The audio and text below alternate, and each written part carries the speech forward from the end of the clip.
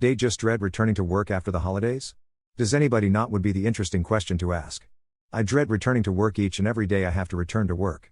The first Monday after the new year is the worst day of the year. It's how I learned to recognize when it's time for a new job. Yes, except for when I party too much, I need structure back in my life, lol. I look forward to it myself. Start at a new hospital January 9th. I actually love what I do for a living. But I'm a little nervous. All good things must come to an end. In this case, holidays. So chin up. Life is short and everything is temporary. Yeah man. First holiday I've had off in 22 years. I used to be a chef and now I work in manufacturing. I've had 8 days off and even took a first time ever family vacation to Hershey Park this past week. I definitely do not want to go back to work tomorrow morning. Feeling lazy still. To make things easier, don't go on vacation while everybody does and you get less work. Still paid. And even paid double if you work on holiday days. When everything returns back to normal, you start going on vacation and let those rested people to take the huge load of work while you rest. I return work tomorrow and I feel like it's the worst day ever. I keep encouraging myself that I prayed for this job and don't be ungrateful and I'm lucky, but Jesus, 14 hours a day including overtime. I just can't. They get unreasonably nervous when they hear car doors shut outside their house? Yes. And my neighbor slams the shit out of his car doors so it always sounds like it's right outside my house. I experienced an abusive stepfather. I hate car doors, garage doors and back doors. I assume my catalytic converter is about to be stolen and I jump out of bed and look out the window. Nervous? No. Slightly grumpy because I may have to open the door and speak to someone? Yes. Yep, I have a motion alarm. In fact, I have 4 of them. Positioned around my lot. Anyone walking onto my 3/4 acre lot will usually trigger one of them. They all have different beeps so I know which one it is. We did it initially so the Amazon or FedEx deliveries wouldn't surprise us. And it didn't take long at all for the dog to figure out that when the beeper went off someone was going to be in the driveway soon.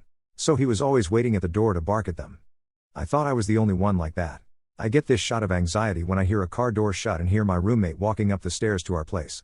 I can only imagine that feeling comes from bad childhood experiences. Which is does. Lol.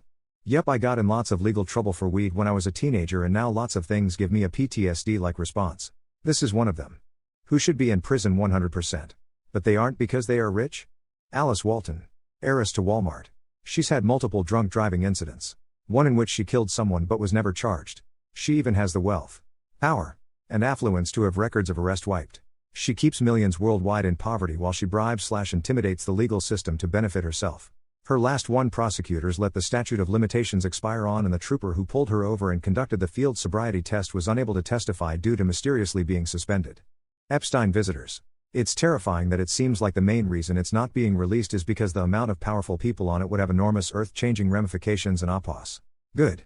Let the pieces fall where they may. All of them deserve the harshest penalties. Irrespective of wealth/power. It shouldn't have been allowed to happen. And especially go unpunished. This guy. https://www.cnn.com/2014/04/02/justice/Delaware DuPont rape case/index. HTML. Though Robert H. Richards IV was convicted of rape, the wealthy heir to the DuPont family fortune was spared prison by a Delaware court in 2009 because he would not fare well behind bars. According to court documents CNN obtained Tuesday, Richards is a great-grandson of the chemical magnate Irene DuPont. He received an 8-year prison sentence in 2009 for raping his toddler daughter. But the sentencing order signed by a Delaware judge said defendant will not fare well in prison and the 8 years were suspended. How does everybody have motivation? Stop masturbating. Your testosterone will raise by about 400% in a couple of weeks. Testosterone is the driving hormone for you to do stuff. You want to naturally boost that as much as possible. I don't. I work because I have to provide for my family. I study master's degree because I need better qualifications to raise my salary for now. I am a great husband because I believe my wife deserves such husband. I try my best to be that man. I am a great father because I want my child to experience this life differently than me and have a loving father. I don't have motivation. I have goals I need to hit no matter what. Because in the end of the day, this ain't about me but the people that I care about and the desire to be a pillar of support for them. Only being that pillar I become happy as a person. My motivation is fear. So it is something one shouldn't follow.